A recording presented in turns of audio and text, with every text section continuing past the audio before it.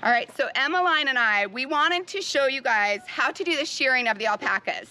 But my husband and I have tried it a couple of times and we're not very good at it. We can do it, but it takes like 2 hours for us to do an alpaca. This is our shearer, Clint, and he can get it done in like 15 minutes, easy, super good. Easy. So, yes.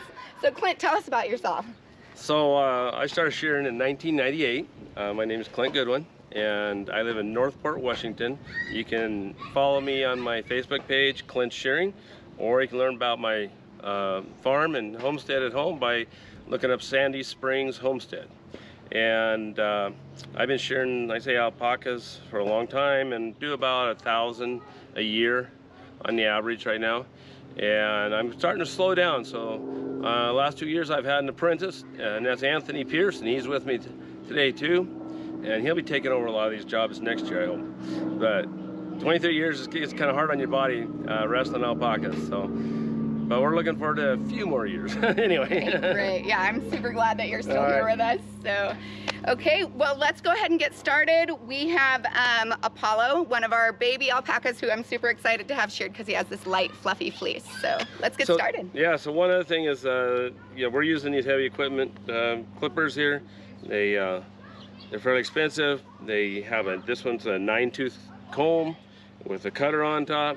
And you can go through a lot of those in a day. You'd get about, well, maybe 2 or 3 animals with one before it gets dull. Then yeah. You got to change them out. When we did it, we ended up changing out like 4 per animal. Yeah, when you're not used to it, it takes some practice. Right. All right.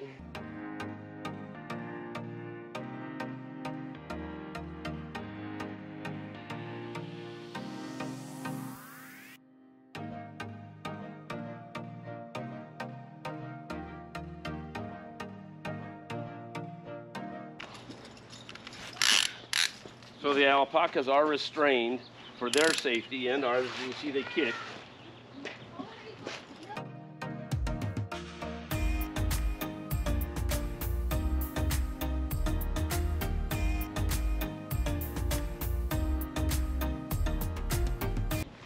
So we take the blanket off first.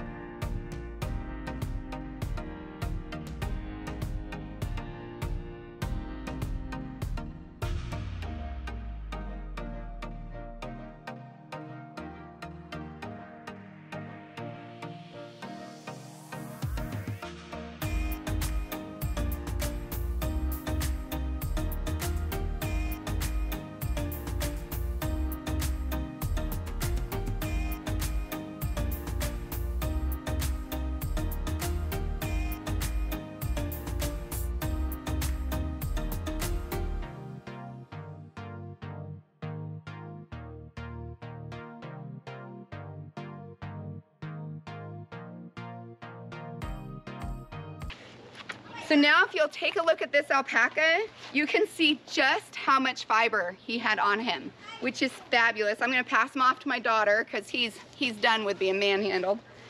And Clint, is there any additional info you can give me? I know that there's a couple of locations when you're shearing that are more difficult. Yeah, you gotta be pretty careful because the clippers can cut the animals pretty easy if you're, if you're not used to them, especially. Mm-hmm. Especially even when like at the leg there is where we had trouble. Yeah, in between the front legs, they call that the tunnel of death under there because everybody seems to have a nick there once in a while. Right, yeah. Right. And if you do get a cut, what do you recommend?